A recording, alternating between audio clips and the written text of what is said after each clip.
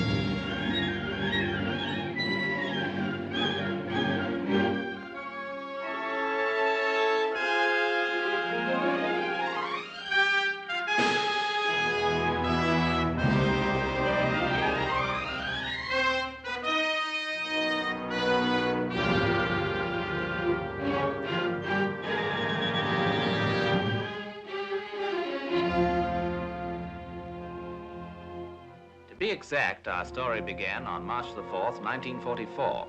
It was a day of grueling fighting on the widely spread battlefronts of the Second World War, but the sun was shining serenely on neutral Turkey. The very same evening, on March the 4th, 1944, a Turkish minister held a reception for the entire diplomatic corps. The place, Ankara, the capital of neutral Turkey.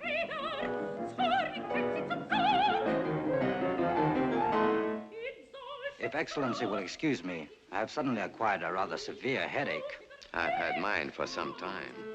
Perhaps from standing too much? From listening too much. Wagner makes me ill. Herr von Papen, I hope your country appreciates you.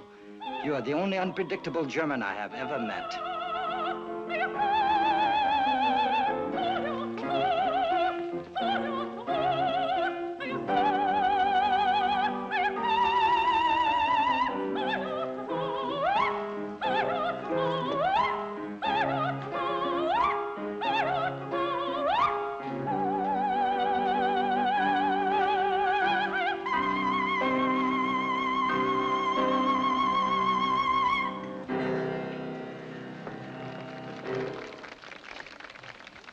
I cannot remember when I've seen a lady as beautiful as you eat as heartily as you. Just a little more of the salad, if you please.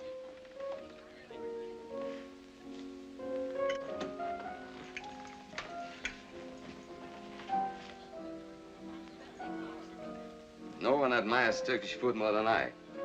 Still, the prospect of actually dining from a buffet at a diplomatic reception. The number of actual dinners I eat these days is equal to the number of diplomatic receptions to which I'm lucky enough to be invited. Champagne? I have beer, thank you. I've often wondered, Countess, why did you leave Warsaw? Bombs were falling. I felt I was in the way. Then why did you come here? You and your late husband had lived so long in England, you had many friends there. I did not consider being bombed in London more attractive than being bombed in Warsaw. You could have returned to your own country, to France. As the impoverished widow of a pro-German Polish count, it would have required courage. I have none. You could have counted upon our protection. I understand you are now protecting my estates and all of my possessions in Poland. Who has them? Field Marshal Goering, I believe. At last. Many of our German friends before the war would come as our guests to hunt wild pig. I refused to invite Goering. I couldn't tolerate his killing a wild pig. It seemed too much like brother against brother. Bon appetit, madame. As always, I've enjoyed. Herr von Papen. Yes. Herr von Papen, I need money. These must be difficult times for you, I know. Please don't be diplomatic for just a moment. You can help me. Nothing would please me more. If I can. I want back what belongs to me. Unfortunately, there's a war. After the war, then? I can give you every assurance. But in the meantime, I can be of service to you, to Germany. If I can prove my worth, then afterwards it would be easier. How would you go about proving it? Loan me the means to live again, here in Ankara. Advance it to me. I can more than make it worth your while. You of all men must know what a font of knowledge a clever hostess can become. Countess Daviska, are you suggesting that the German government set you up as a spy? I'm suggesting that I can earn my keep. It's a sordid, unrewarding business. Sordid, but not unrewarding. In terms of money, perhaps. What other terms are there? I'm sorry. I'm afraid it's quite impossible. What am I going to do, then? Call upon your friends. I have none that I want. And those who want to be, quite frankly, cannot afford it. I beg your pardon. Yes? Excellence, the British ambassador has just driven up. So soon? Perhaps we can talk long at the next reception, madame. And it's my turn to arrive for the last half of the evening. One thing about being a neutral, I can come early and stay late. And perhaps continue our conversation with the British ambassador?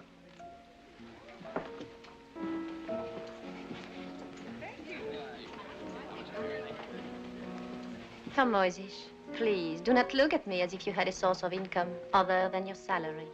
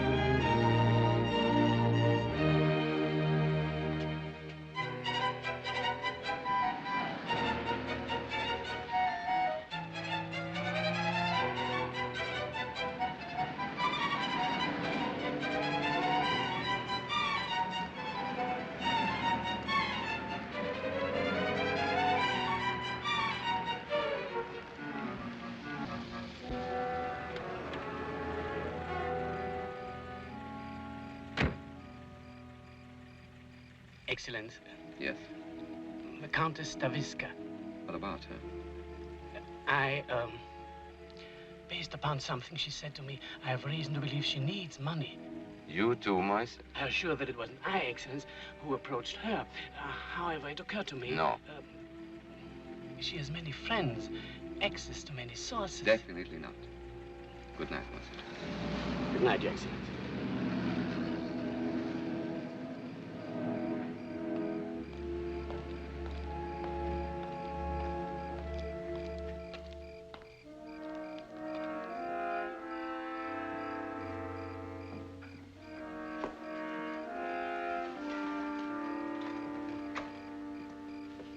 Whatever you do, don't raise your voice. Who are you? Take me to your office. What do you want? Let's get out of this light. Take me to your office. Don't be a fool, Moyzisch. I've brought you the opportunity of your lifetime. Choose right now. You can be the envy of the German Foreign Service. Or you can go through life as a diplomatic valet. After all, what if I were a thief? What could I steal from you?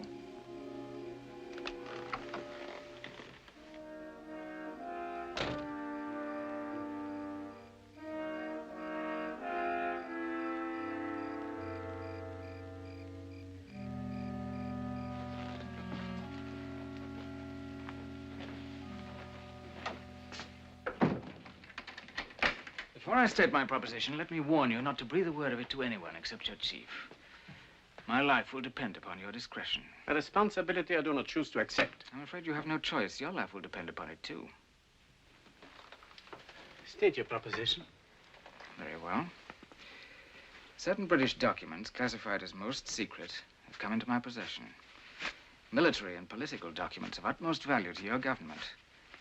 I'm prepared to sell them. The price is £20,000. English pounds sterling. 20,000 pounds. Who are you? I'm a spy, obviously.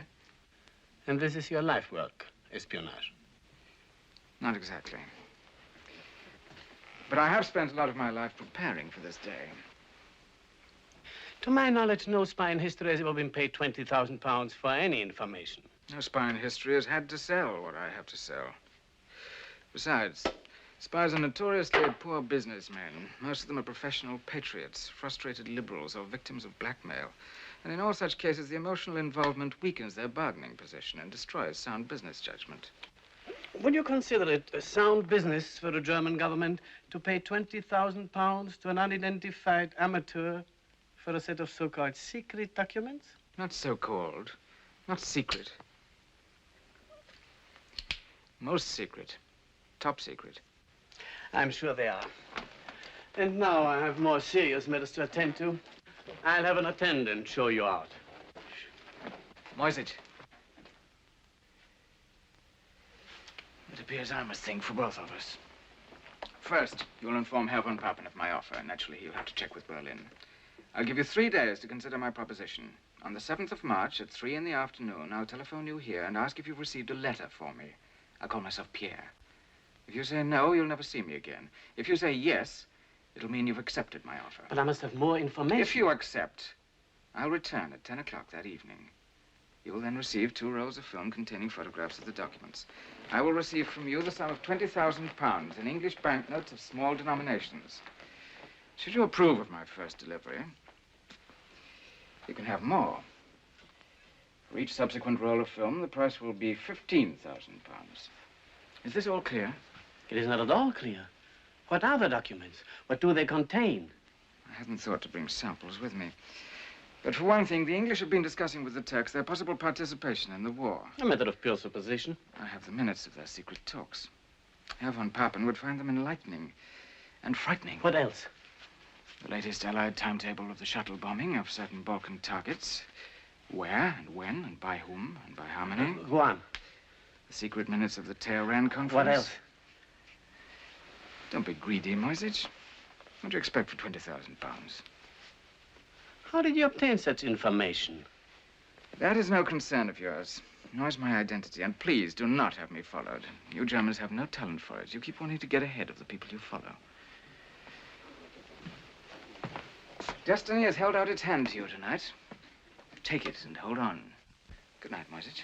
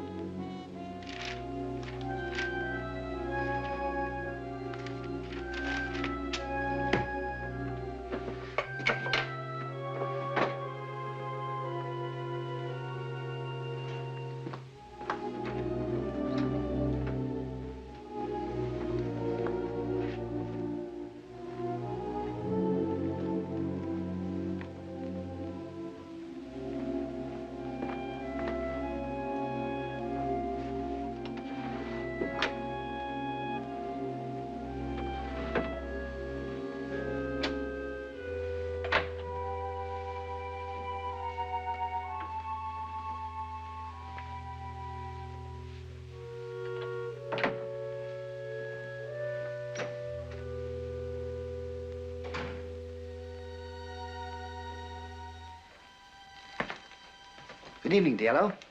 Pleasant reception, sir? Diplomatic receptions are never pleasant. Necessary and unnecessary, successful and unsuccessful, or non-committal. The faces may be pleasant, but never the motives. Thank you, sir. Oh, speaking of pleasant faces, weren't you at one time in the service of the Countess Stavisca? I was valet to her late husband, the Count, when he was attached to the Polish embassy at the court of St. James. She was at the reception this evening. I hadn't seen her for years. Is she well, sir? As charming as ever, but not well off. It seems that the Nazis have confiscated all of her possessions. I'm sorry to hear it. She was a lady of great wealth. It was becoming to her. She used it well. A generous, brilliant hostess, the Countess Stavisca. Yes, sir. More than anyone I've ever known, she symbolized the world in which she lived and which she thought would never end. A world of infinite beauty, luxury, and indulgence. Those were pleasant days, sir. Gone forever, I'm afraid. Let us hope not, sir. I put the survey of Turkish manganese beside your bed together with your journal. Oh, yes, thank you. One moment, sir. Your capsule. Diello, have you ever considered the possibility that you might just once forget something? Often, sir. I don't think you'd ever get over it. Nor do I, sir.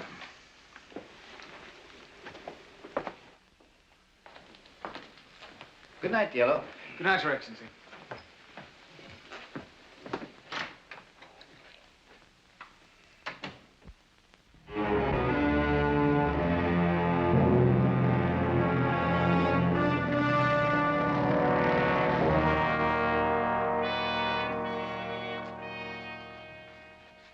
Dispatch from Berlin has just arrived.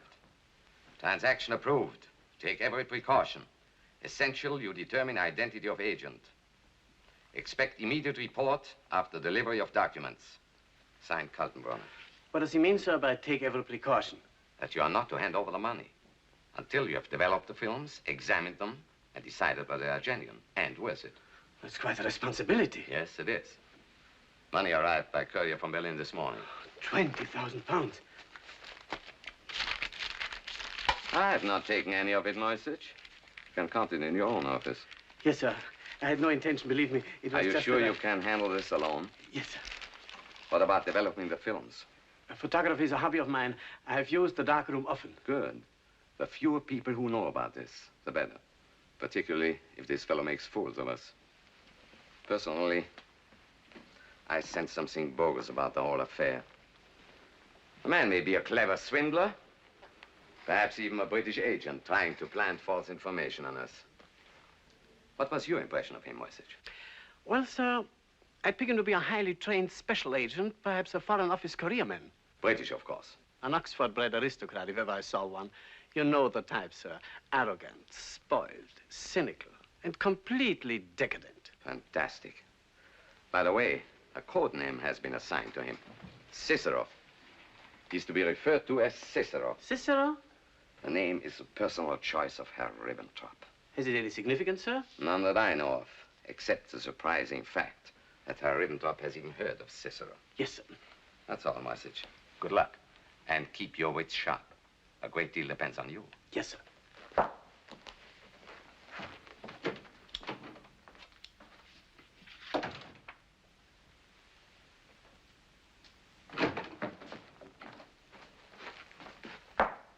I forgot the money.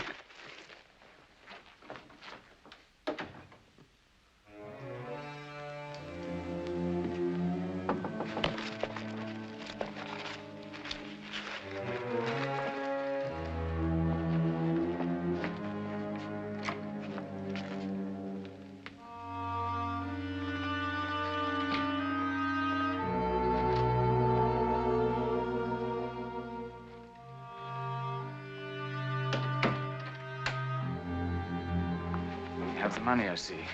You have the film? Fetch me a drink while I count it, will you? Scotch whiskey. I'm sure that you must have some.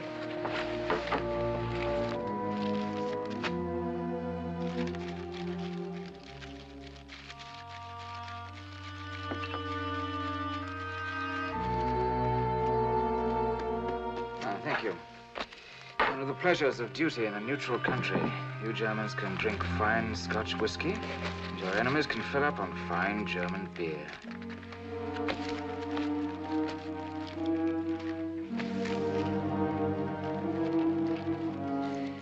$20,000. Well done, Moyzisch. The film.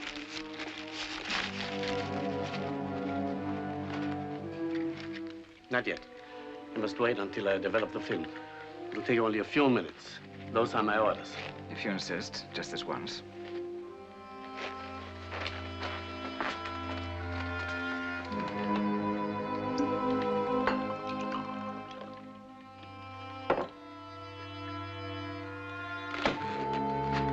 Are you going to develop the film yourself?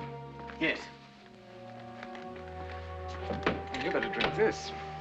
You're trembling like a butterfly. It'll help steady your wings.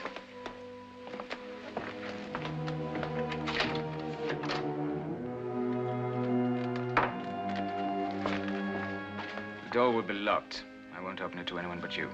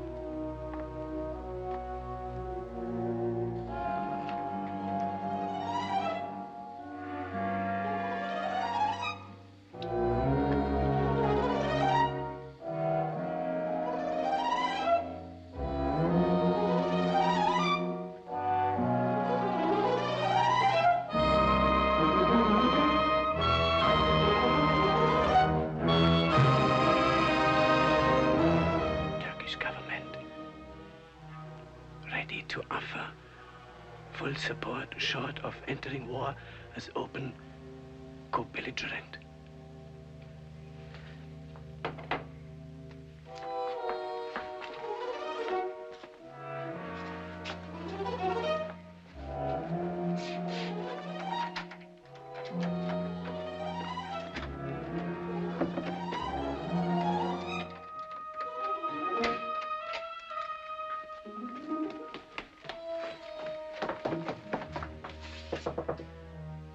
Open up, Moyzisch.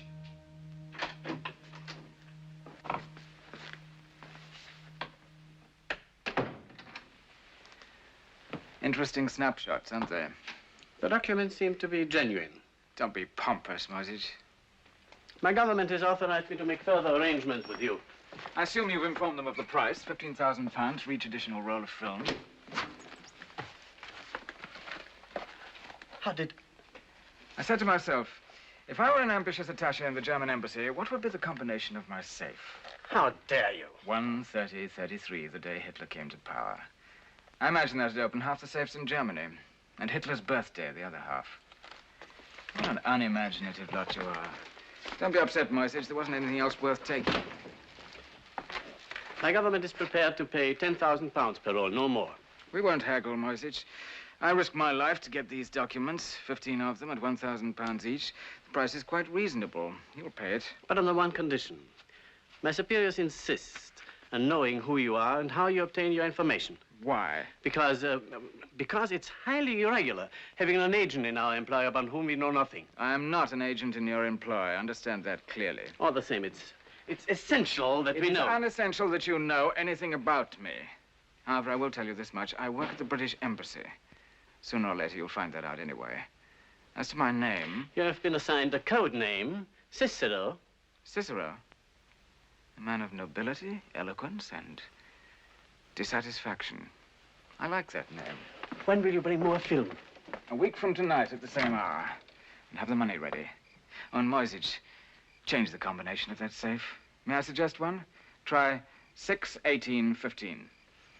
That's the date of the Battle of Waterloo. Good night.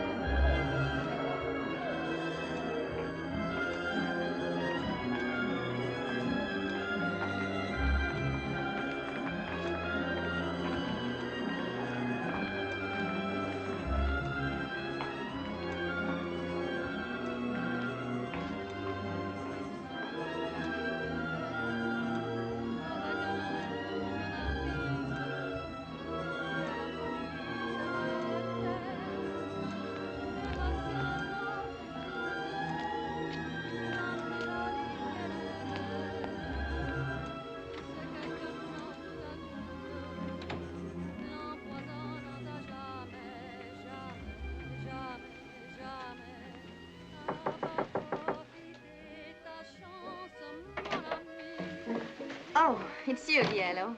Do I disturb you, madam? Not at all. It's always a pleasure to see you. Come in. Take your coat off, sit down and gossip with me. Fortunately, I have a dinner engagement, but he's an undersecretary and used to waiting. Any particular undersecretary, madam? Undersecretaries are never particular, Diello. Perhaps that's why they take me to dinner. It is far more likely that in madam's presence, they feel like ambassadors. Of all the diplomats I've known, you're still the best. It is my good fortune that you've known so few valets. Diello, please. I've spoken to you about this before. You're valet to the British ambassador, not to me. Now, sit down and tell me the gossip. Well, to begin with, the noses of the wives of the diplomatic corps, Axis, Allied, and Neutral, have been badly out of joint this past week. Due to? Due to the ease with which the Countess Stavitska once more proved herself the most radiant, beautiful, and sought-after lady in Ankara at last week's reception. Another of your unverified rumors. I was afraid madam would accuse me unjustly. I'm prepared to name my authority. Who? The British ambassador, no less. He spoke of your beauty and brilliance and hospitality, of how in the old days you were a symbol of everything worth having and wanting. A symbol of the good old days. That's me. The last of the lot. If I'm lucky, I'll get 1,000 lira. Diello, will you take it to the pawn shop for me tomorrow? I couldn't face the haggling and whining. Perhaps it would be pleasant for you to go by yourself tomorrow. And bring back the jewels you redeem. I don't understand. Redeem? It's yours. £5,000. It's from me. From you? Is it a joke? It can't be real. There's nothing as real as money. But, Diello, I don't know when I could pay this back to you. I don't want it back. But I can't permit you to. What must be the savings of a lifetime? They're not my savings. I'm not a saving man. If you must know, a business venture of mine has paid off handsomely and gives promise of far greater profits to come. But what has it to do with me? I propose to advance you these £5,000 in return for certain favors. At the moment, this particular enterprise must remain highly confidential. The ambassador, of course, knows nothing about it, nor does anyone except my business associates and you. The profits will be exceedingly large. I couldn't possibly keep such sums at the embassy, nor do I want to draw attention to myself by depositing the money in a bank. But you could keep it for me. Well, go on. You could leave this grubby room, rent an attractive house, live as you please, entertain as you please. And how would all that be a favor to you? From time to time, I shall want to transact my business in privacy. Naturally, I shall continue to live at the embassy, but you would set aside certain quarters for me. I see. If all goes well, I shall have some £200,000 within 12 weeks. That's the amount I've set as my goal. And then?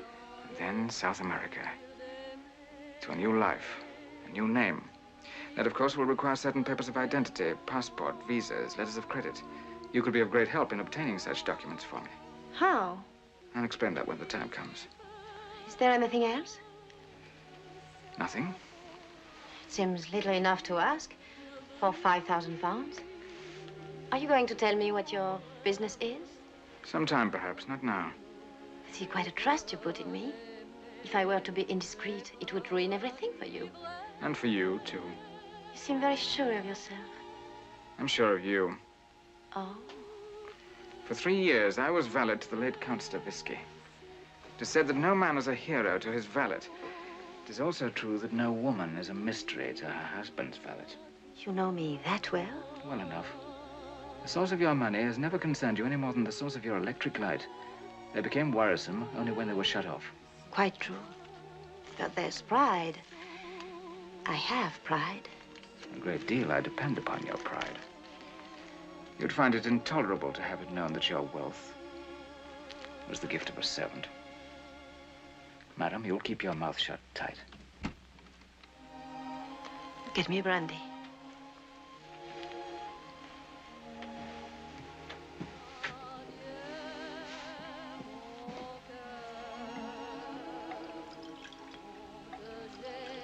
I shall drink only out of one glass, thank you.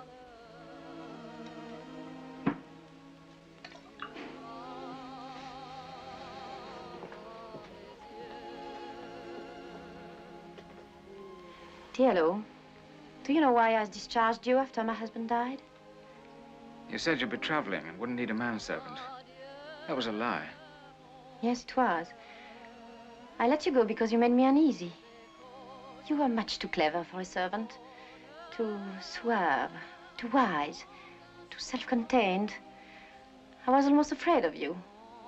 I felt you had an evil genius for something. Little did I know it was a genius for making money. That is a lie, too. That wasn't why I made you uneasy. No? No. You were attracted to me. It was upsetting to feel that way about a valet, and to feel that the valet knew it all the time.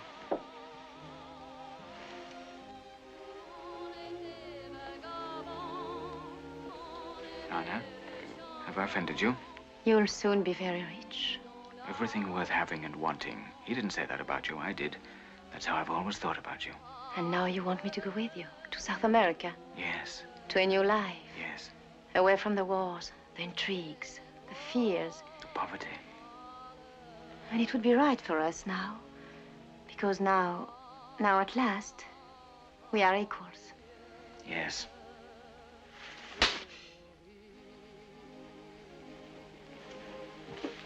Where are you going? Madam has a dinner engagement, and we seem to have run out of gossip. I shall cancel the dinner, and we can talk business. You made me a business proposition. I agree to that part of it. As for the rest of the proposition, it's not an impossibility. It's merely an improbability, and above all, an impertinence. Because I addressed you as an equal? No, because you addressed me as a servant. Because in the manner of an inferior, you tried to buy something you didn't think you merited on your own. Now, let's get down to the details of business. As Madam wishes. My name is Anna. Yes, Anna.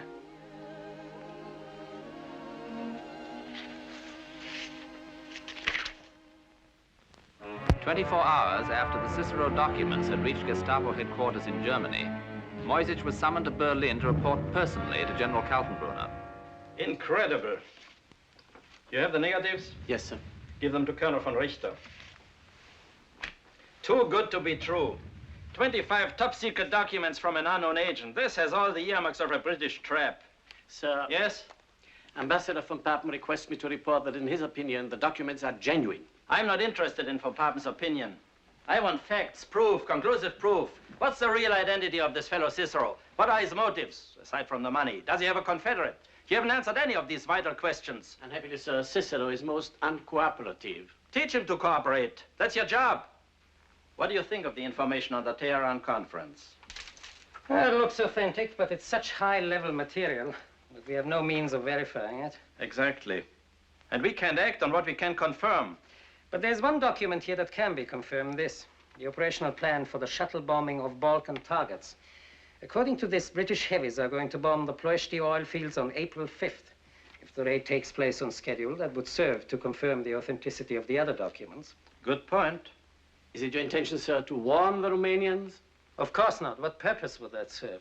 Have you made another rendezvous with Cicero? For next Thursday evening.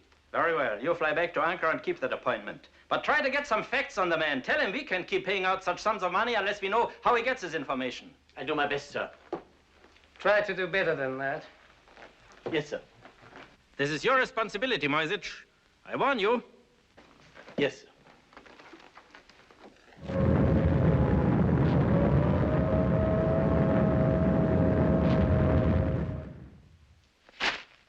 Half-witted, paranoid gangsters, refusing to warn the Romanians. Thousands of dead, millions of gallons of precious oil and gasoline gone. Because Kaltenbrunner and von Richter can no longer admit that anything in the world is genuine. But surely the air raid will convince them. Even if it does. Now, they can't admit it. But if Ribbentrop found out Kaltenbrunner made a mistake, and if Goebbels found out about Ribbentrop, and if Himmler found out about Goebbels, Moyzisch, it's time you understood. We represent a government of juvenile delinquents. Yes, sir. Well, if Berlin doesn't know how to utilize Cicero, I most certainly do. Have you received an answer from the Turkish Foreign Office? Yes, Excellence. His Excellency will be unable to see you this evening. He's attending a reception. What reception? At the Countess Stavisca's, I believe. At the Countess Stavisca's? I shall be there myself, Excellence. What's all this about? Excellence was invited, but you declined. So I did. I didn't realize. So the Countess has found a benefactor after all. I wonder who. Oh, no, sir, not on my income. This could only happen in Ankara, and only to the Countess Stavisca. Last month's penniless. This month's, the Turkish Foreign Office supplies her guest of honor. Call the Countess. Say I find myself free this evening after all, and would be delighted to attend.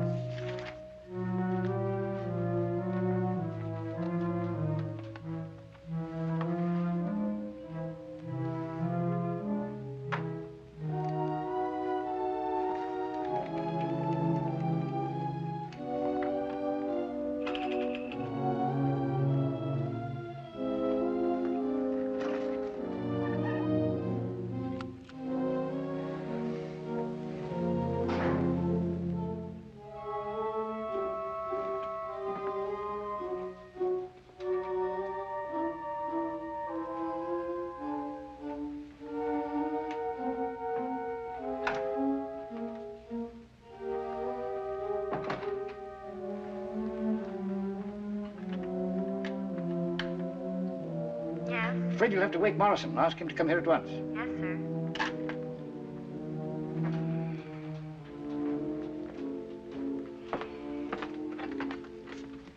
Will you change back into your jacket, sir? Thank you, Diello.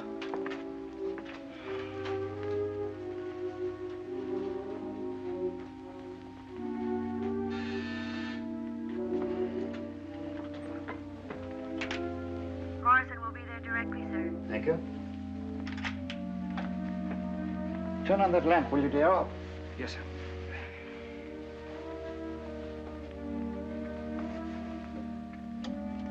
Oh, this bulb must be burnt out, sir.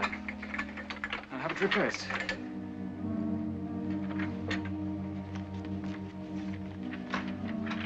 Yes, sir. Morrison, sorry to waken you. Get this dispatch off to Whitehall at once. Have this coded and classified as most secret. Upon representation from Turkish Foreign Office, there is strong reason to believe... Diello, will you shut the door, please?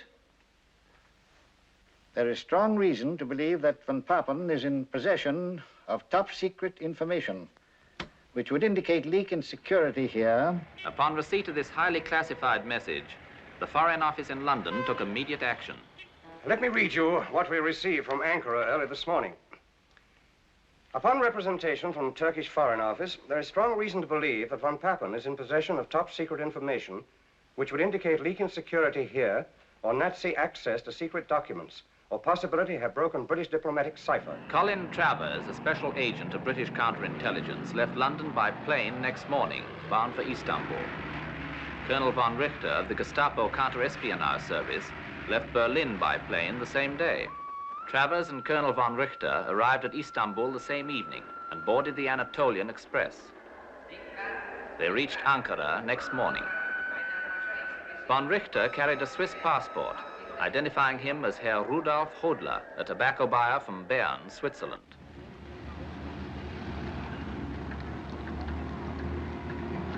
He was met at the station by a Gestapo agent named Siebert and immediately escorted to the German embassy to confer with Herr von Papen.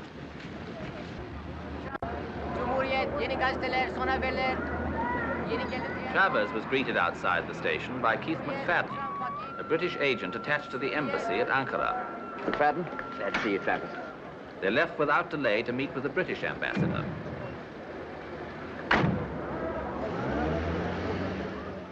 To begin with, sir, I think we must assume that the source of information to the Nazis is someone here at the embassy. After that has been ruled out... All our personnel and permanent employees have had previous security clearance from London. I've never known a self-respecting spy without a security clearance. Where do you store classified information, sir? Right there in my safe and in the first secretary's. What about the code room? Under guard day and night. Don't you think it most likely, sir, that this lamentable lapse in security was due to some unintentional slip of the lip at some party or reception? My lips are not in the habit of slipping, Mr. Travers. Nor do I imply that they are, sir. But our material does pass through other hands. It might pass through other lips. Now, McFadden was telling me about an unattached lady, a certain Countess Staviska.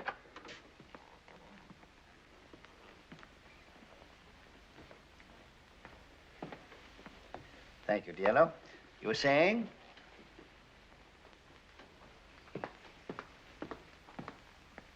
A certain Countess Staviska.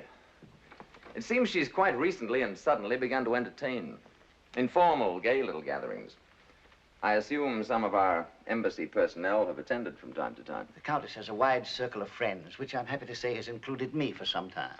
That circle, no doubt, would also include Herr von Papen and his associates. Mr. Travers, the Countess is doing her very best, I assure you, to live neutrally in a neutral country. Under the circumstances... According to Mac here, her circumstances have taken a startling change for the better. Does anyone know the source of her sudden good fortune? I cannot see that it concerns anyone but the Countess Staviska. And I certainly cannot see what the source of her income has to do with our problem. No, I'm probably just a gossip at heart. Maybe that's why I like my work. Counter-espionage is the highest form of gossip. It is obvious that Cicero is paying the bills for the Countess. Why else would he choose her villa for his next rendezvous with Moyzisch? What a strange and sudden and perfect relationship. Too strange, too sudden, and too perfect. The unknown Cicero and the well-known Countess. Well known for her anti-German sentiments. Yet only recently, she pleaded with me personally for an opportunity to work in our interest. The suggestion of British intelligence, no doubt. Colonel von Richter, just what will convince you that Cicero is what he says he is? A spy, selling us genuine documents of great value for a great sum of money. I've come here to convince myself, Herr von Papen, one way or the other. A talk with Cicero might help. Moyzisch, when do you meet him next? At the villa, next Thursday evening. Then you will arrange for Mr. Hodler, the Swiss businessman, to be present. My incognito. I think it's preferable that Moyzisch remain our only contact with Cicero. I'm afraid you do not understand why I'm here, Excellence. I've come to Ankara to relieve you of all responsibility in our relations with Cicero. I cannot be relieved of that responsibility, except by the order of Foreign Minister Ribbentrop. General Kaltenbrunner expressed the hope that you would not force him to bypass Herr Ribbentrop and bring the matter directly to the Führer. What further instructions has the Gestapo for me? In the future, all documents from Cicero will be sent directly to Berlin. Those which General Kaltenbrunner feels are pertinent to your diplomatic mission will then be transmitted to you.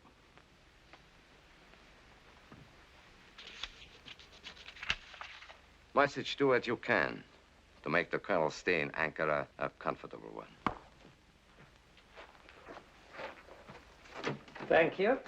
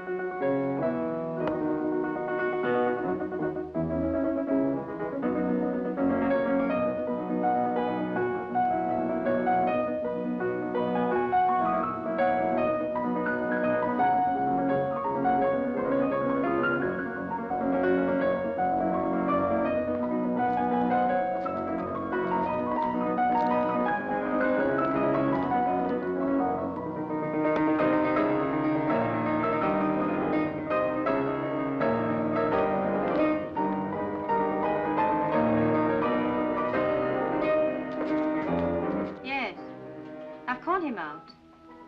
Yes, of course. Oh, Monsieur Hodler, there's a gentleman here who wishes to see you privately. You had a business appointment, I believe. I believe so. I'll take you to him.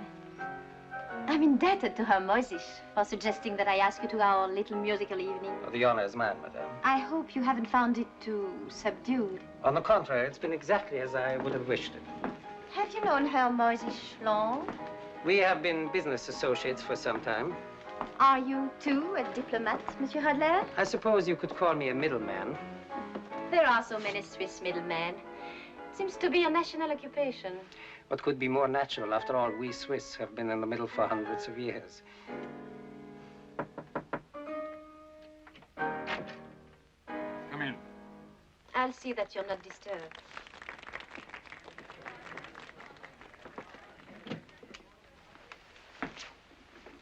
Colonel von Richter? Sit down, please.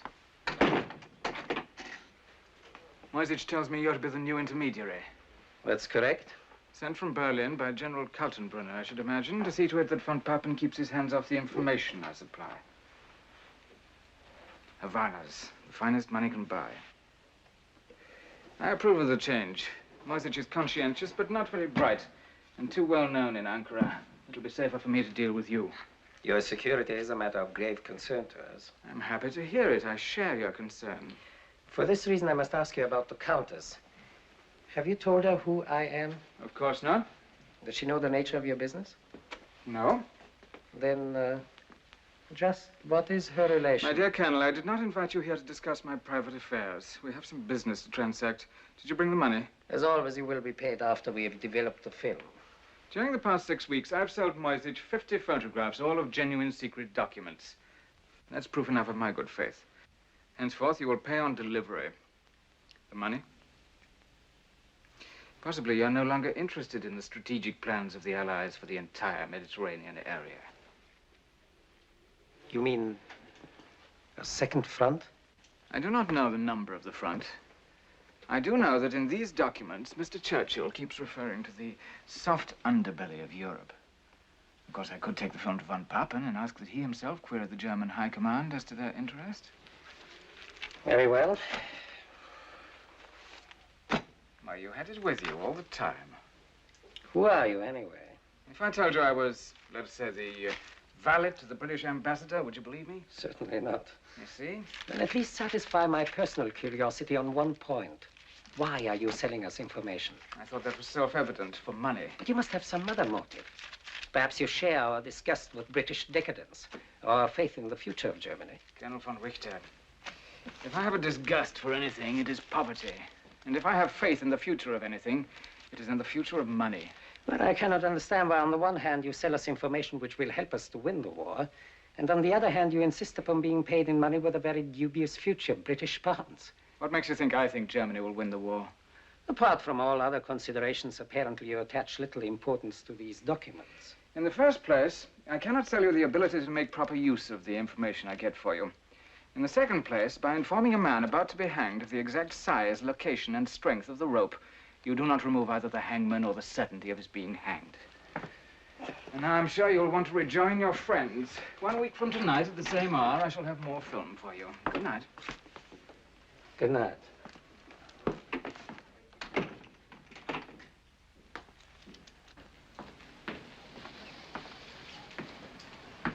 I trust your meeting was a satisfactory one, Monsieur Hadley. Quite satisfactory, thank you, madame. And that you will honor us again soon. The honor will be mine, madame. Good night. How charmingly you Swiss click your heels.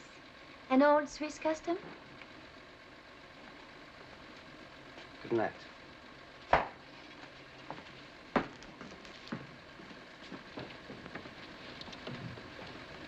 You may retire. Just turn out the lights. Thank you, madame.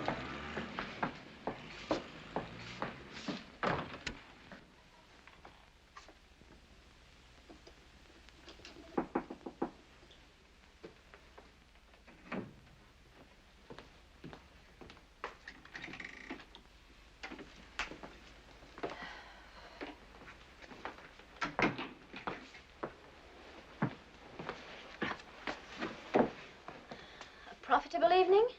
Profitable enough to bring the total to £75,000. Another 6 or 7 weeks should do it. Diello, why don't you stop now? Why go on playing with fire? What makes you think I am? Oh, don't treat me like an idiot child. Your friend Hodler, he isn't Swiss.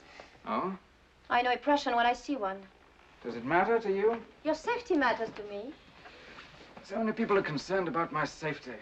I never felt more secure. Well, I don't. And my security depends upon yours. Forgive me.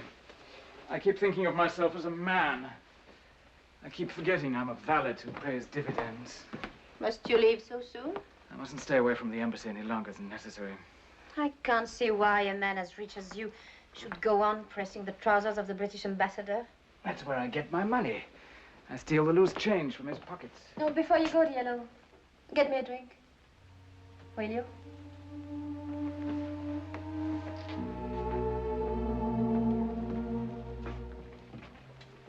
Tell me, where do you plan to settle when you leave for South America? Rio. I've never been there. There's nothing like it in the world. When did you decide to go there? Let's go back. I decided that the moment I first saw it many years ago. I was a cabin boy on a dirty tramp steamer. I can remember standing at the rail, looking up at a villa high on the mountainside above the harbor. I could see a man on a balcony looking down at my ship. He was wearing a white dinner jacket. He seemed close enough to touch, and yet he was beyond the reach of anyone. I swore then that someday I'd be that man.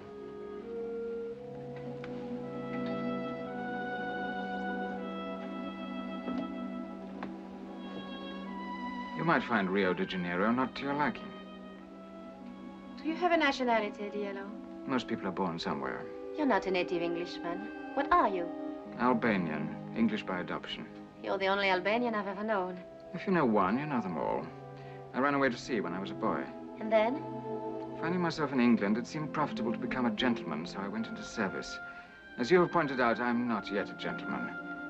But I am the best of the gentleman's gentlemen, which reminds me the ambassador will be wondering what has kept me. What will you tell him? That I was detained by a Turkish chambermaid. He might not approve. Why shouldn't he? Only a woman of my own class would want to detain me, and only a man of my class would permit her to. Diello. Yes, Anna? On the contrary. I think I'll find Rio de Janeiro very much to my liking.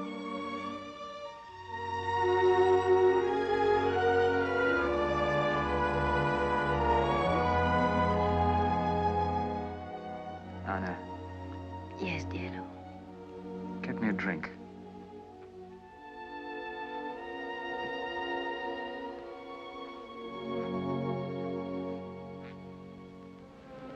During the next 5 weeks, Cicero sold the Germans 35 top-secret documents, which brought his growing fortune to £155,000 sterling.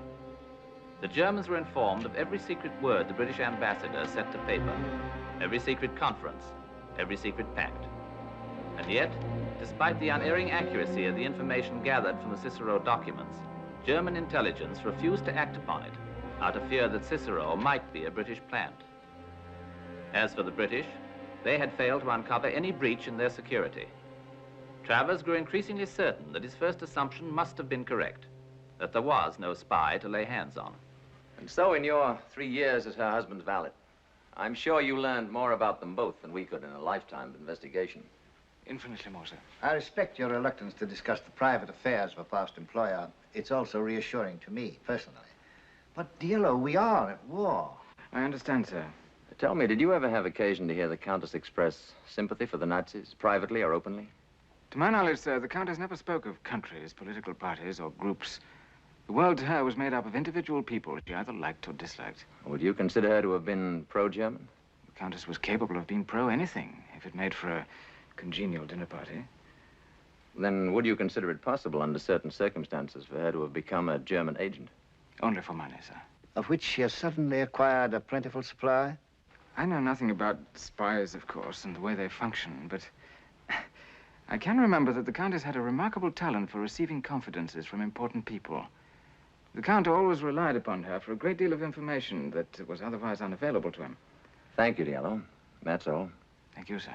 I'll be dining at the American Embassy. You may take the evening off. Thank you, sir.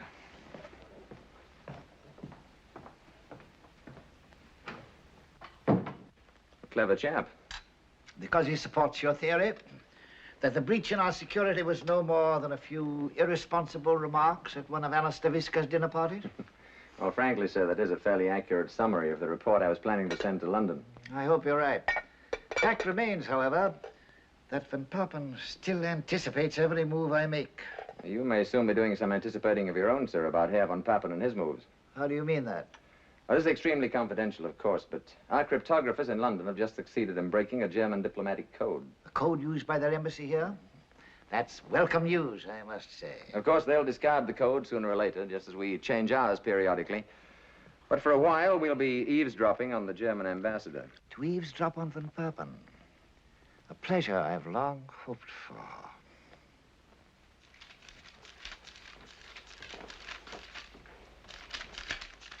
Nervous, Colonel? This house is far too dangerous a meeting place for us. I wouldn't be surprised if the British were watching it. I haven't yet, but they will soon. They suspect the Countess is a German agent. Are you serious? And all the while you suspected she was a British agent. Amusing, isn't it? Not at all, and under the circumstances we shouldn't have met here. From now on, we won't. Do you know the Aslan Hane Mosque in the Old Quarter? Moyzisch will find it. We'll meet in the entrance of it a week from tonight at the same hour. Be sure to take your shoes off. The Muslims will resent it if you don't. Childish. To them, no more childish than you're resenting someone's hat being on in church.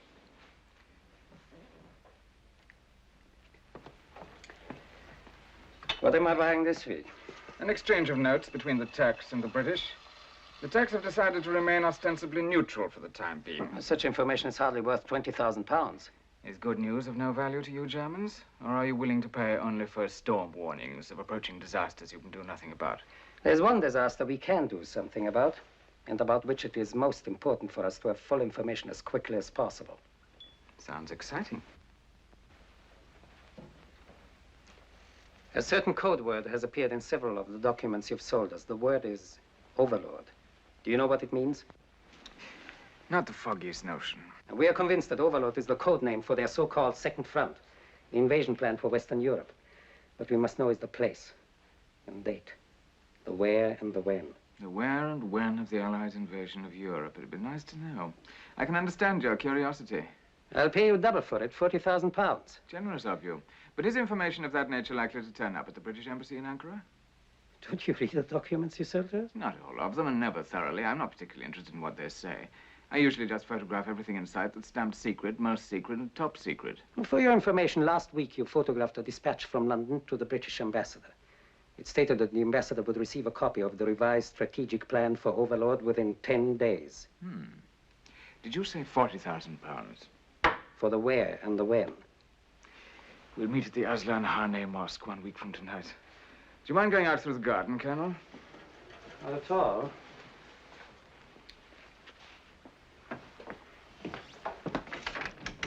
You and the Countess must be running out of small talk anyway. Good night.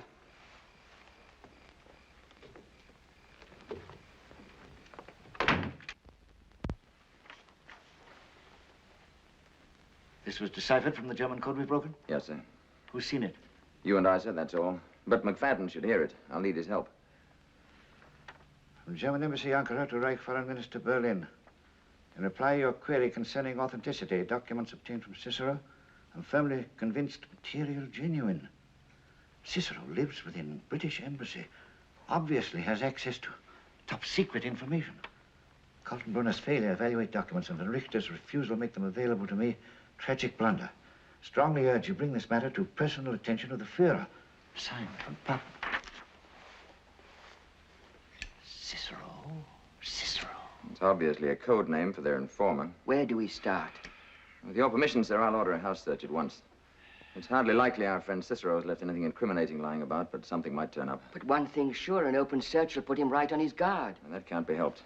If we can't catch this spy, we've got to frighten him. Perhaps frighten him enough to make him stop for a while. At any rate, we'll gain time. Gentlemen, for the present, I'm forced to leave this matter in your hands. As you know, I'm expected in Cairo tomorrow evening.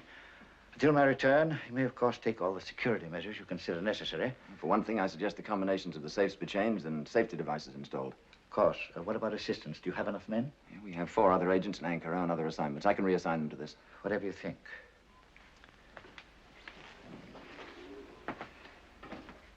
Tell me, Travers, do you have any idea who it might be? A dozen members of the staff have access to classified material.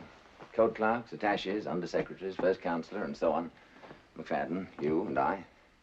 In short, Cicero could be any one of us. Yes, sir. Any one of us.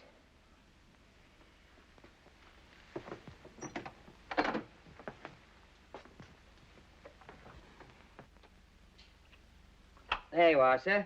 Be a few days before I get the combination changed, but the alarm's on and ready to go. Well, just so that I don't set it off by myself, you'd better explain again how it works. There's nothing to work, sir. If you were to turn that dial a 1/16 of an inch in either direction, the alarm would go off. To cut off the alarm...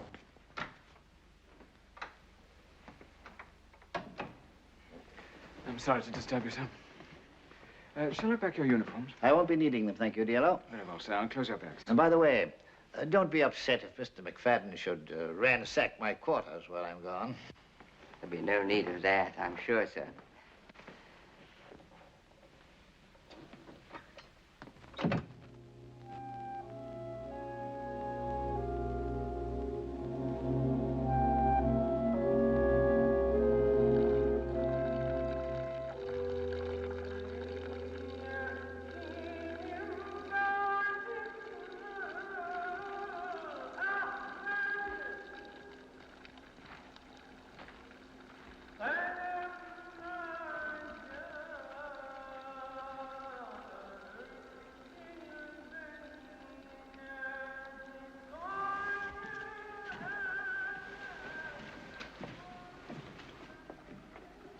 Stone is wet, cold and wet. Acceptable to Mohammedan feet, perhaps, but not to mine. It's 22 minutes late. It's the first time. He's never been late before. And you say he hasn't been to the villa all this week, hmm? Siebert has kept a day and night watch. Cicero has not appeared once. And the Countess? She has not entertained. She has gone out a few evenings, alone. Cigarette. Can it be possible, sir, that the British have found him out? It can also be possible that the British have known about him all the time. Curious how easily Cicero acquired the documents he wanted to sell. And when only once we named the documents we wanted to buy, or mysteriously has failed to deliver it. That. What does the Colonel propose to do now? Precisely nothing. All spies in time outlive their usefulness. And I'm afraid, Moyzisch, that your friend Cicero has just about outlived his. If any.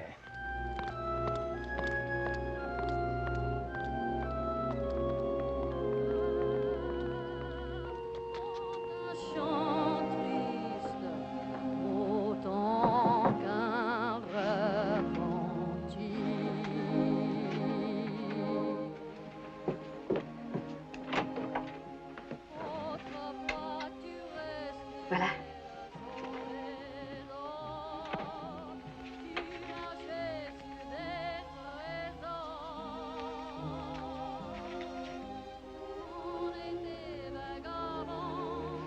Well done, Signora Antonini. It was nothing, Signor. One of my many pleasant wifely duties. How much did they cost? £5,000. Another 1,000 for a set of papers to go with them. Birth and marriage certificates, that sort of thing. And another 1,000 to help him forget all about us. Money well spent. What about the tickets? 2 first-class compartments in separate cars on the Istanbul Express, leaving tomorrow evening. And the ship? An Argentine passenger freighter sailing from Istanbul direct to Rio. When? Day after tomorrow at sundown. Now remember, you have to take no notice of me whatsoever on the train. When we reach Istanbul, we'll go aboard the ship at once. How did it go to the bank? The size of the deposit created quite a stir. The manager of the bank seemed extremely curious. But I managed to satisfy his curiosity on all points when he took me to lunch. And? He will personally expedite the transfer of funds.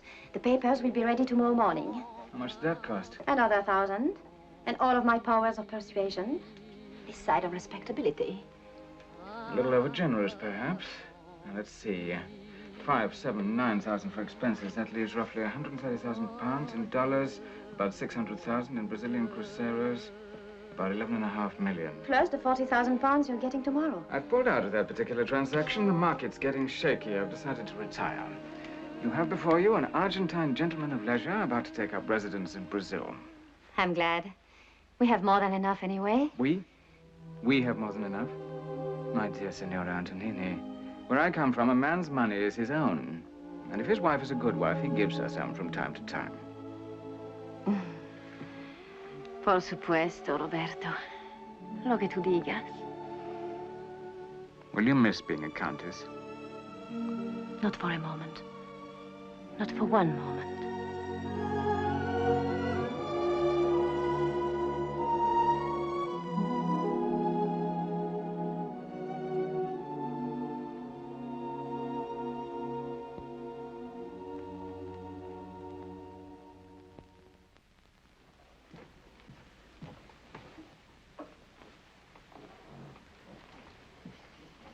Diello.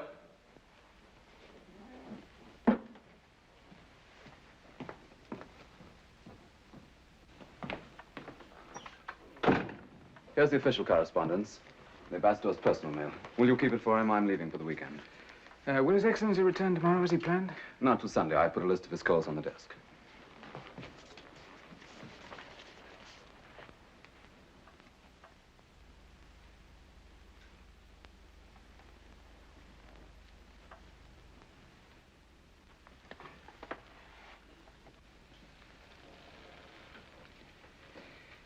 What a pity, sir, that so few ladies use perfumed letter paper these days. A great pity. Perhaps you better lock up that mail too, Diello. As you wish, sir. Oh, Diello, weren't you away from the embassy between 9 and 10 last night? Yes, sir. Would you mind accounting for your movements? Not at all, sir. I walked for a while on the boulevard, stopped for a drink at the Yüksel Palace, then back to the embassy. Oh, one other question about the Countess again. Do you remember any particularly close friends she may have had in Switzerland? Did she go there often? Very often, sir. The Countess was extremely fond of Switzerland. She went every spring. Oh, then that explains it. The Countess left by plane for Switzerland this morning. I hope she can enjoy it in the style to which she is accustomed. That shouldn't be any problem. She took 130,000 pounds with her. You ready, Mac?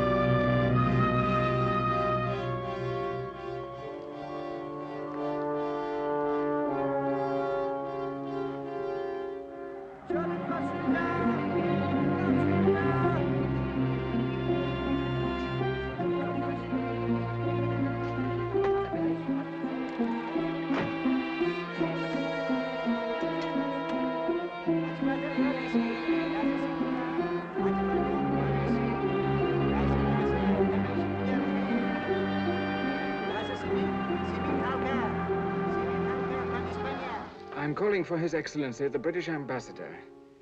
I have a message for the Countess Stavisca. Madame left for Switzerland this morning, sir. I don't know, sir. Madame said it was for an indefinite stay. Yes, sir. Thank you, sir. Yes. Yes. No, I can give you no information, Your Excellency, beyond the fact that the Countess Stavisca has withdrawn all of her funds. Yes. You are very welcome.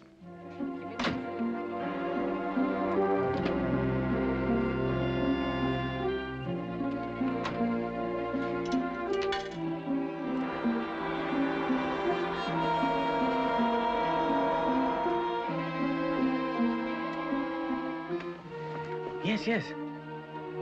I can reach Colonel von Richter immediately. Tell the Colonel I can get the merchandise he wanted. However, I cannot deliver it here in Ankara. No, it's quite impossible. I'm being watched too closely.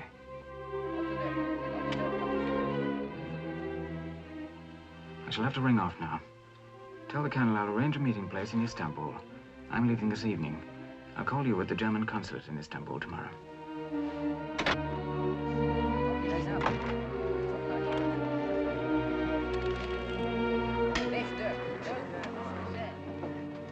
To anyone in the bar. He made a couple of phone calls and then came back here. I think you're on the wrong track sniffing after Diello. After all, he didn't bat an eye when you told him about the Countess. There's something about him, there's something about him. Why, for one thing, should he go out to a cafe to make a few phone calls?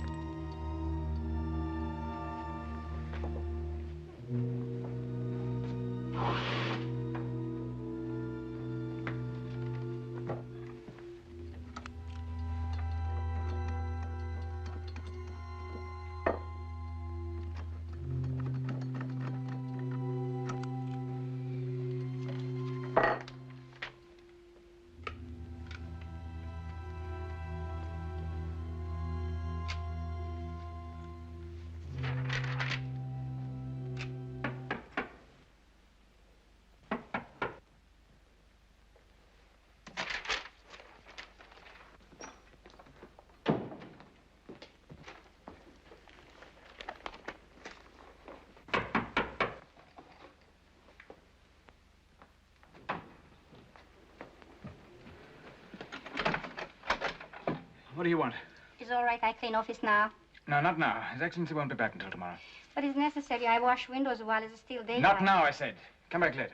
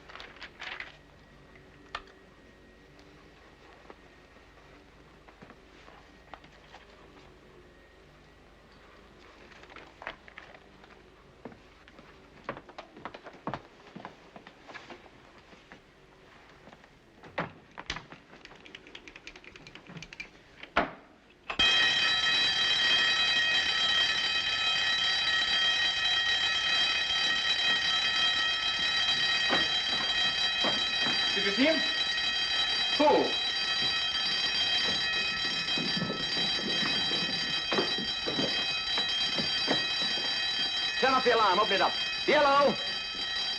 Where's Diello? He just ran out. Seemed to be chasing someone.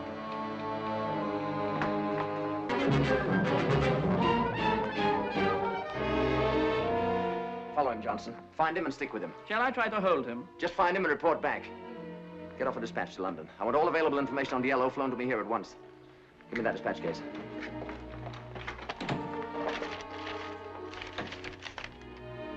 Nothing seems to be missing here. How many letters have you there? 4. We locked up 5. That letter. Perfumed letter gone, but nothing out of the dispatch case. It's odd. McFadden.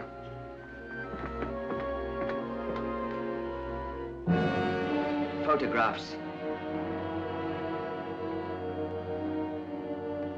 Have Burroughs and Murray watch the approaches to the German embassy. We've got to keep him from delivering that film. It'll be sticky grabbing him in public. Our Turkish friends might not like it. We can't kidnap him, McFadden. We'll have to kill him. There's a little matter called Operation Overlord we've got to consider. Send a man out to the airport. After Johnson gets back, you and I'll get out to the railroad station. Siebert, you and Stuyven take the train to Istanbul this evening. Moyzisch and I will take the plane. He's bound to be aboard one or the other. Shall we go armed, Colonel? Naturally. You're to protect Cicero from the British at all costs until we get that film. And after that? After that, Moyzisch, it will be up to Cicero to protect himself from the British and from us. That's all.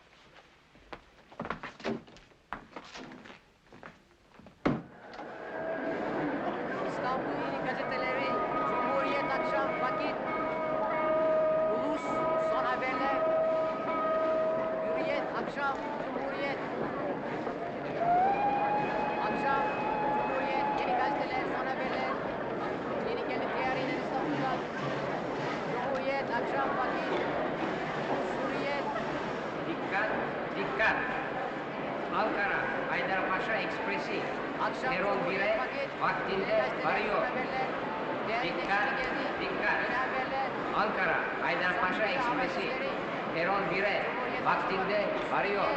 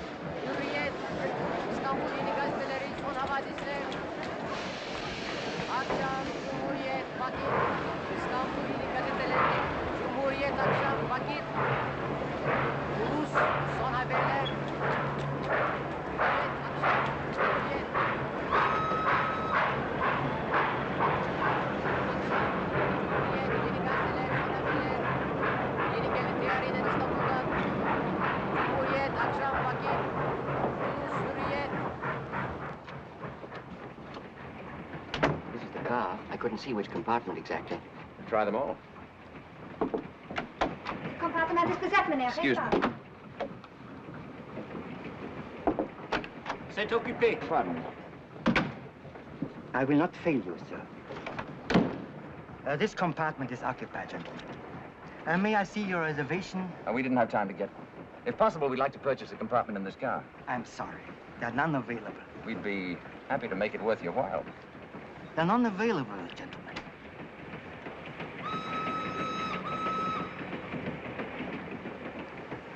I shall have to ask you to move on to the next car.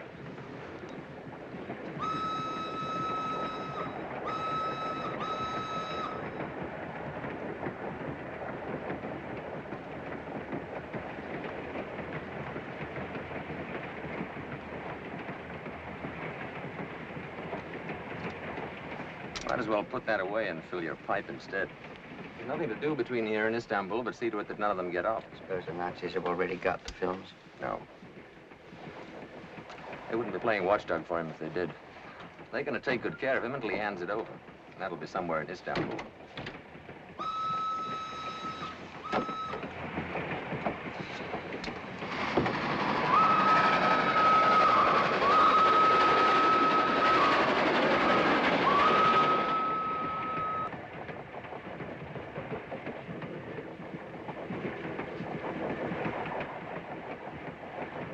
so by the time you receive this, my dear ambassador, I shall be far away from Ankara, far away from intrigue and uncertainty and humiliation.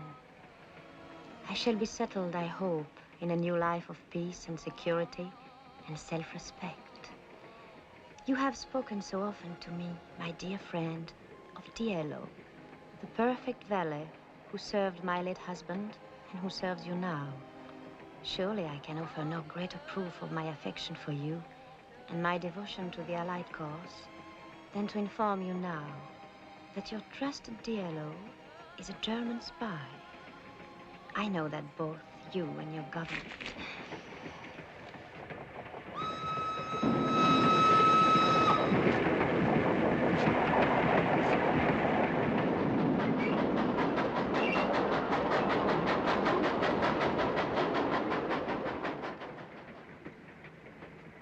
Just a few minutes, sir.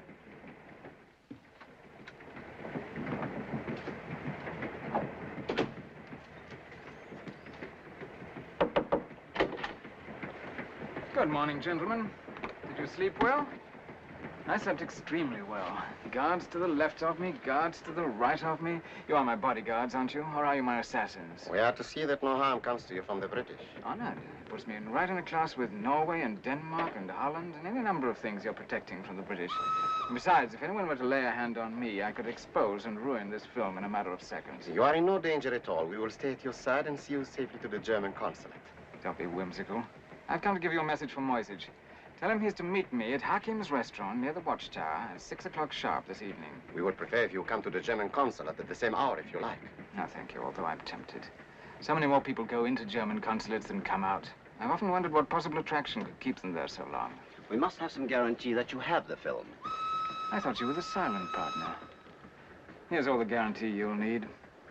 Don't unwrap it.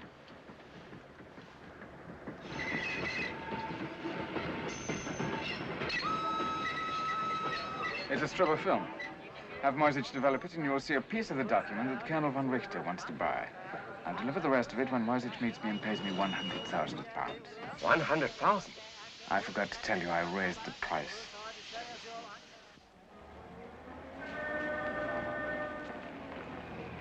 Ready, Moyzisch? Yes, sir. Remember to be extremely friendly. Give him the money first. As soon as you have the other portion of the film, come straight back here. Yes, sir. You know what to do after that. There is a problem of the Turkish police. It is hardly likely you will choose to kill Cicero on a crowded street or in the presence of a policeman. On the other hand, it is hardly likely he will go to the police himself, not with 100,000 British pounds in his pocket. Yes, sir. Now, good luck.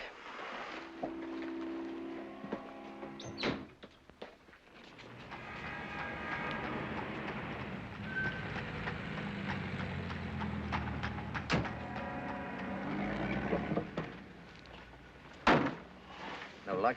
This city was created by Allah primarily for the convenience of spies. Nobody ever found anybody in Istanbul. Anything going on here? Von Richter and Moyzisch went in. Likewise, our two playmates. Nobody's come out.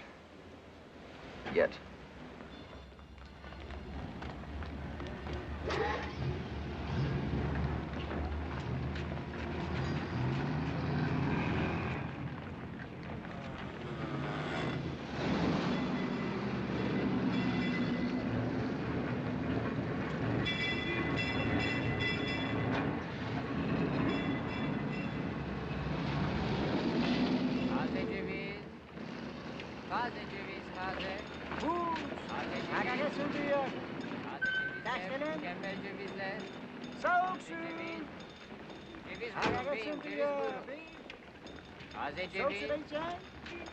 Buyurun beyim, taze ceviz. Taze ceviz.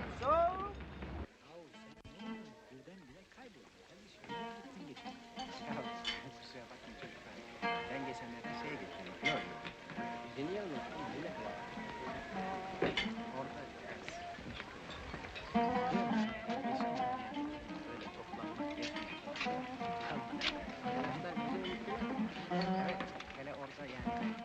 Moyzisch, my dear colleague, I'm delighted to see you. It's far too early for civilized dining, but I have a busy evening before me. Will you have something to eat? I'm not hungry.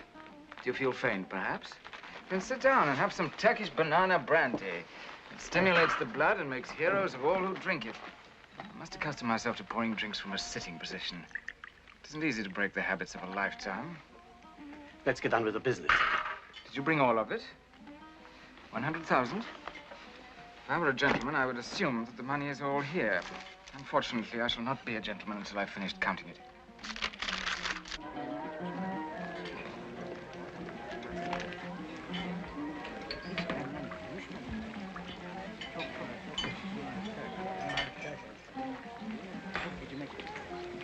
Do you speak English?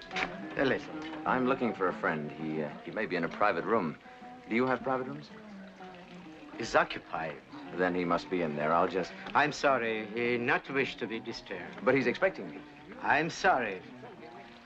You will sit here, please.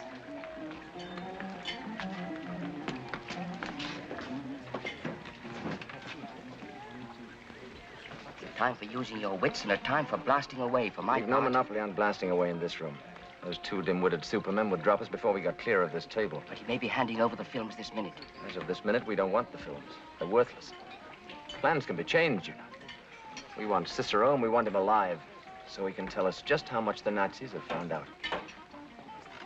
Come to think of it, for exactly the same reasons, the Nazis must want him very much dead.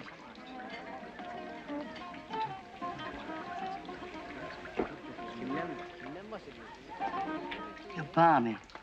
You're completely balmy. He'll jump at it.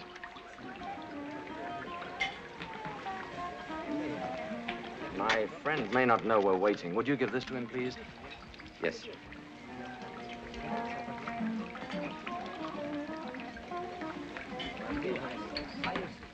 Abdi Bey, how can I ever thank you enough for your hospitality, courtesy, and kitchen? It is always a joy to see you, Diello. It takes me back to old times. Size Bernard var, İngilizlerden. Thank you. No answer required.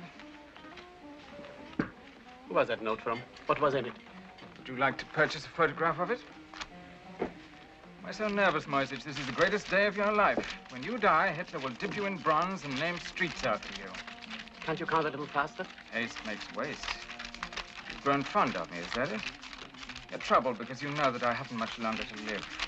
Those two men are here to protect you from the British. Which two men? I didn't say anything about two men. Really, Moyzisch, you and your guilty conscience and big mouth. Here's the film. Has it occurred to you that our roles are now reversed? That the British may try to kill you? How does it feel, being me? Keep a stiff upper lip, Moyzisch. That's one thing I have learned from the British, the importance of an exterior.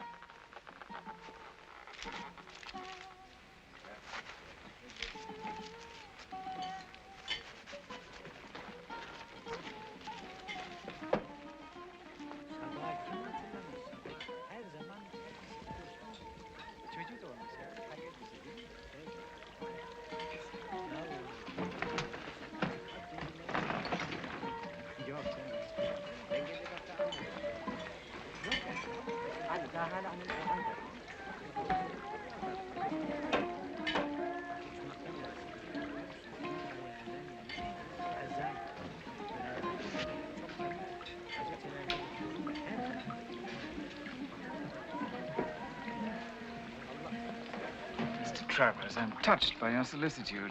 I'm happy to accept your offer of protection. Imagine me, of all men, with a British sword and a British shield. Personally, I'd rather slit your throat. Impractical. In that case, I'd be unable to tell you the things you want to know. You've no idea how confused the Nazis will be to see you protecting me. They still half suspect I've been a British plant all along. We'll see you safely to a taxi and then to the British consulate. That'll be almost back where I started from. No, thank you. We'll walk away together and then say goodbye. Listen, Diello. We'll protect you from the Gestapo, but we intend to take you alive. I've no intention of being taken alive. We'll get the Turkish police to arrest you. It's against the law here to carry a weapon, McFadden. Did you know that? However, first things first. Shall we begin by startling the Nazis with your concern for my safety?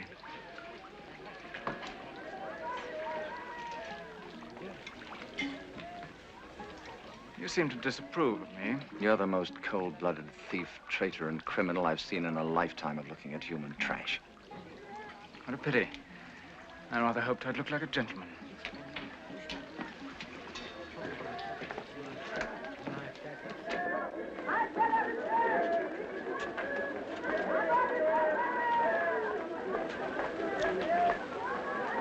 Cicero and the British?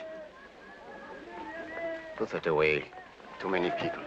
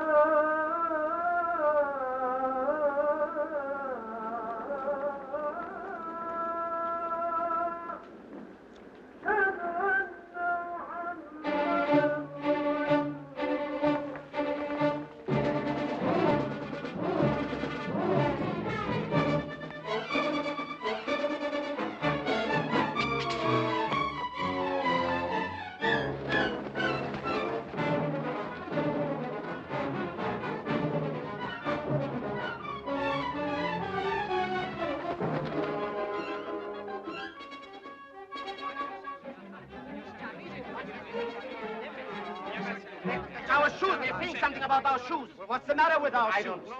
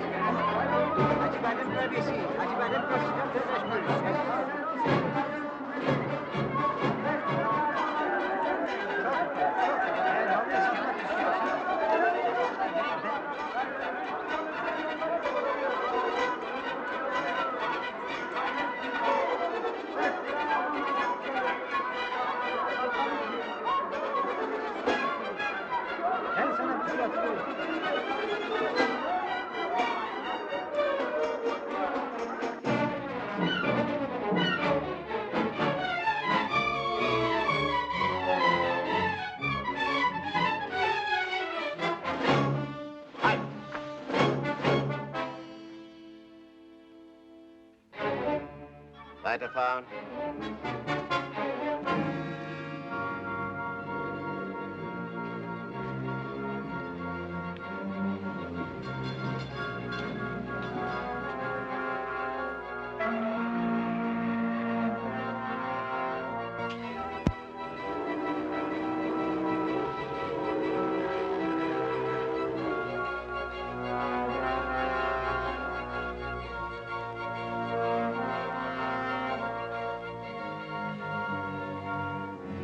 You must believe me, Colonel. The British held us off. They were protecting him. Nonsense. But they let him get away, sir. What's more, back in the restaurant, they passed Cicero a note. It has no logic. It does not make sense. An urgent dispatch for you, sir, from His Excellency the Ambassador. Moyzisch, what's the delay? I spoiled the first print. What? I was so nervous, but the second one is almost ready. Oh, hurry up.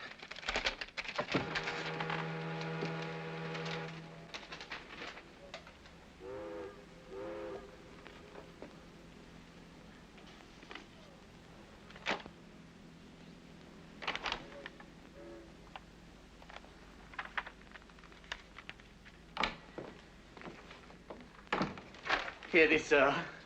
They fit together perfectly. D-Day for Operation Overlord is tentatively set for early June, along the coast of Normandy and Cherbourg Peninsula. Carl, did you hear it? Yes, I heard. Now you hear this. An urgent dispatch from Von Papen. I've just received personal letter from Countess Anna Stavisca, naming Cicero as British agent. I'm unable to corroborate the accusation because Countess has left country. But in view of her past efforts to ingratiate herself with us, I'm compelled to believe her charge is true. I don't believe it. I've always believed it from the first. I told you so. I know the British and their childish tricks. I don't believe it. The earlier documents, they were genuine. Events proved them genuine. Of course, they had to be, so that we would swallow that big lie, that one. I nearly paid with my life for this. I knew it. I knew it all along.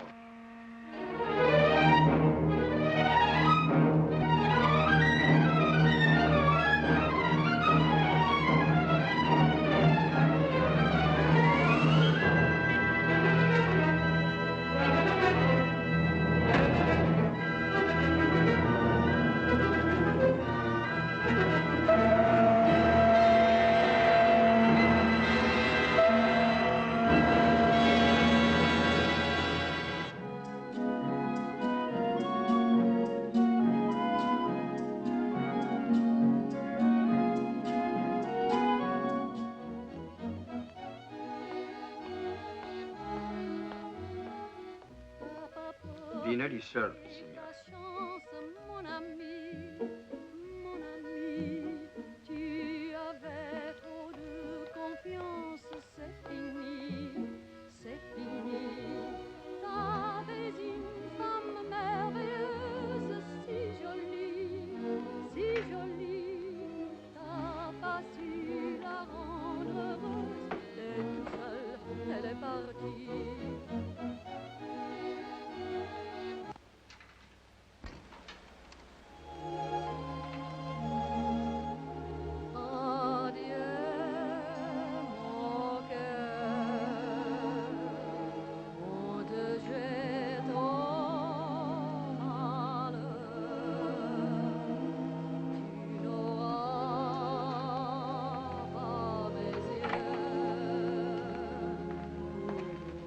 Two gentlemen have come to see you, senor. Your banker and another gentleman. Senor da Costa at this hour? Very well, have them come out.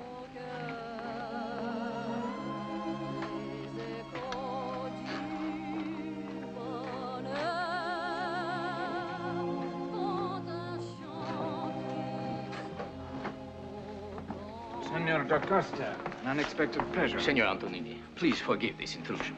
May I present my friend, Senor Santos? I'm honored, Senor Santos. I've looked forward to meeting you, senor. Please sit down, gentlemen. Will you join me for dinner? Thank you, senor. We have dined. Some wine, perhaps. Senor Antonini is already known in Rio for his exquisite taste in wine. Are you associated with the bank, too, Senor Santos? No, senor. With the Brazilian Department of Investigation. Ah. Then I assume you investigate Argentine citizens who settle in your beautiful city. Among other things, yes. Have you discovered some irregularity in my papers? No, senor. Your papers are all perfectly in order. There is an irregularity, however, senor. It is a matter of your account at the bank. Am I overdrawn? As of yesterday, I had approximately 7 million cruzeros to my account. I was referring to the bank draft with which you purchased this villa. As I recall that transaction, I paid the full sum in cash, 25,000 pounds sterling. That is correct. What seems to be the difficulty? The money has been returned. What on earth for? It's counterfeit. You have a distorted sense of humor, senor. The money is counterfeit. So is the money which you exchanged for Brazilian currency. It is all counterfeit. Believe me, senor, I do not wish to leap to conclusions. A gentleman of your obvious refinement, perhaps you are an unfortunate dupe. This currency has been in circulation for months, and the British authorities have only recently detected the forgery. I have samples here of every series in your possession. They are the most skillful facsimiles I have ever seen. Senor Antonini, I implore you to cooperate. You see, we know that these counterfeit notes were printed in Germany. The British have established that beyond the shadow of a doubt. And so far, they have turned up in 3 places. Here in Brazil, in Turkey, and in Switzerland. Switzerland? Over 100,000 counterfeit British pounds were confiscated there recently. In the possession of a political refugee, a lady. It would be in your interest to tell us where and how you got this money. Switzerland? Believe me, senor, this is no laughing matter. It is my unhappy duty to inform you that you are under arrest. Anna. I beg your pardon? Anna. Poor Anna.